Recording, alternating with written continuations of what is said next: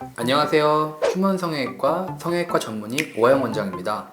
오늘은 지난 시간에 윤곽 수술에 이어서 눈 수술에 대해서 말씀드리도록 하겠습니다. 최근에 코로나 기간이 길어지면서 마스크를 쓰고 다니시는 경우가 정말 많았습니다.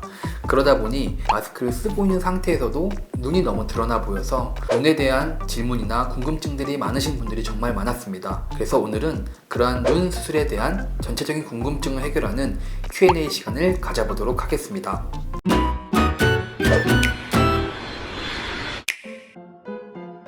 눈 수술은 크게 눈꺼풀 위에 있는 상안검 수술과 하안검 수술이 있습니다. 이 상안검 수술은 바로 말씀드린 것처럼 요 위에 있는 눈꺼풀에 대한 수술인데, 가장 기본적인 수술로는 쌍꺼풀 수술이 있습니다. 쌍꺼풀이란 눈꺼풀 주름에 생기는 주름을 말하는 건데요, 수술을 통해서 인위적으로 유착을 만들어서 주름을 만들어주는 수술입니다. 이러한 쌍꺼풀 수술과 다르게 눈 뜨는 힘이 약하신 분들 같은 경우에는 이 눈 뜨는 힘을 보강해주는 수술을 하게 되는데, 이를 우리가 눈매교정 수술이라고 얘기를 하고 있습니다. 이 눈매교정 수술은 우리가 평소에 눈을 뜨고 감을 때 사용하는 안검 거근을 당겨주는 수술로 눈 뜨는 힘을 보강해주는 수술입니다. 평소랑 똑같은 힘으로 눈을 뜨더라도 눈이 조금 더 잘 떠지기 때문에 좀 더 또렷하고, 그리고 졸려 보이는 인상이 있을 때 이러한 부분들을 개선시킬 수 있는 방법입니다. 그 밖에 우리가 트임이라는 수술이 있는데요, 코의 안쪽으로 모아주는 앞트임, 그리고 코의 요 위쪽 방향을 올려주는 윗트임, 그리고 바깥쪽으로 길이를 늘려주는 뒷트임과 아래쪽으로 내려주는 밑트임이라는 수술들이 있습니다. 또 아랫 눈꺼풀 수술에는 이제 하안검 수술이라고 얘기를 하고 있는데요, 하안검 수술에도 환자분들의 눈 상태에 따라서 여러 가지 방법의 수술을 할 수가 있습니다.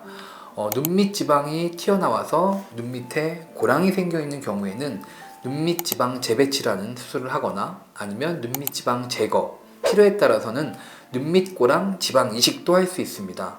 또한 연세가 드신 분들 같은 경우에 피부가 늘어져 있는 경우에는 이러한 피부 절제술과 함께 안윤근 고정술까지 시행을 하는 그러한 수술도 같이 병행할 수가 있겠습니다. 보통 눈 수술은 한 5에서 7일 정도 사이에 실밥을 제거하게 됩니다. 보통 수술 후에 실밥을 모두 제거한 후에 출국하시는 상황이라면 일주일 정도의 체류 기간이 필요합니다. 하지만 비적의 수술이라든지 경우에 따라서 돌아가셔서 실밥을 제거하실 수 있는 경우에는 다음날부터 바로 출국이 가능하실 수도 있습니다. 쌍꺼풀 수술이라는 것은 피부 표면과 그 눈꺼풀 속에 있는 구조물 간의 유착을 인위적으로 만들어주는 것입니다. 그렇기 때문에 이러한 인위적으로 만들어져 있는 유착은 사실 풀릴 수 있는 가능성이 있는 수술입니다. 보통 절개법이 비절개법에 비해서 풀릴 확률이 조금 낮다고 하지만, 꼭 절개법이라고 해서 쌍꺼풀이 안 풀리고 비절개법이라고 해서 꼭 쌍꺼풀이 풀리는 것은 아닙니다. 수술 부위의 통증은 심하진 않습니다. 수술한 부위의 통증 때문에 힘들다기보다는 눈 수술을 하게 되면 주변 부위가 붓기 때문에 이로 인해서 눈이 압박을 좀 받을 수가 있고, 눈이 좀 건조해진다라든지 눈물이 흐르는 경우가 발생할 수 있기 때문에 그러한 부분 때문에 불편해 하시는 경우가 많습니다. 즉, 통증보다는 눈 수술 후에 주변의 부기로 인한 불편함이 좀 크다고 생각하시면 될 것 같습니다. 수술 방법에 따라서 답이 조금 달라질 수가 있겠습니다. 비절개법을 이용한 수술 같은 경우에는 비절개 때 이용한 실을 제거하는 수술을 진행을 한다면 원래대로 복원할 수 있습니다.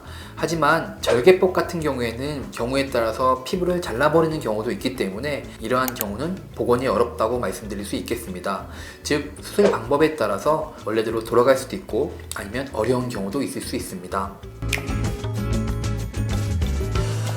눈을 세게 비비는 행동이라든지 눈은 일부러 너무 세게 감는 것들은 수술 때 만들어 놓은 유착이 풀릴 가능성이 있습니다. 그렇기 때문에 이 눈 주변을 강하게 비비는 행동들은 조심하시는 게 좋겠습니다. 환자분들께서 세안에 대해서 많이 물어보시는데요, 수술한 부위에 물이 튀는 것은 상관이 없지만 오랫동안 물에 담그고 있는 것들은 좀 풀어지거나 염증이 생길 수 있기 때문에 그런 부분 또한 조심하시는 것이 좋겠습니다. 쌍꺼풀 수술의 가장 흔히 말하는 부작용은 양쪽 눈의 비대칭입니다. 아무래도 사람의 손으로 쌍꺼풀을 인위적으로 만드는 거기 때문에 원래 가지고 있던 눈의 차이라든지 피부의 늘어짐 등에 따라서 비대칭이 생길 수 있습니다. 눈매 교정 같은 경우에는 과교정이 된다라든지 아니면 교정이 부족한 경우가 생길 수 있는데요. 이러한 부분들은 수술 후에 어느 정도 시간이 지나고 나서 교정할 수 있는 부분이기 때문에 너무 걱정하지 않으셔도 되겠습니다. 네, 가능합니다. 실밥 제거는 가능하다면 성형외과에서 하시는 걸 권해드리고, 혹시 성형외과가 주변에 없으시다면 외과 병원에서 가시면 되겠습니다.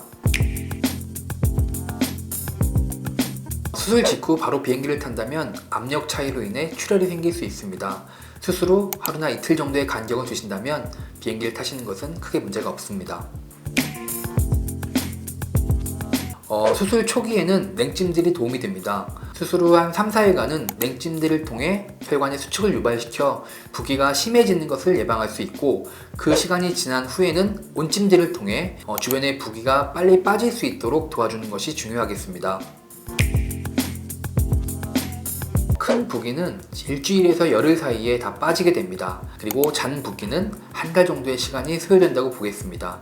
하지만 눈의 최종적인 모습은 수술 후 6개월째 완성된다고 보시면 되겠습니다. 어떤 문제이냐에 따라서 답이 조금 달라질 수 있겠습니다. 눈을 비비고 나서 쌍꺼풀이 풀어진다면 풀어진 쌍꺼풀을 교정을 해야 되기 때문에 다시 한번 내원을 하시는 것이 필요할 수 있겠습니다. 환자분들께서 스스로 풀어졌는지 여부에 대해서 정확히 판단하기가 어렵기 때문에 사진 등을 통해서 저희들께 연락을 주시면 저희가 판단해서 그 부분에 대해서 안내해 드리도록 하겠습니다.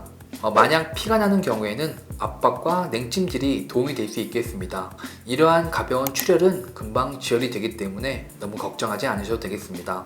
자, 오늘은 외국인 환자분들께서 많이 궁금해하시는 눈 수술에 대해서 궁금증을 해결해 보았습니다. 다음 시간에는 또 다른 주제로 찾아뵙도록 하겠습니다.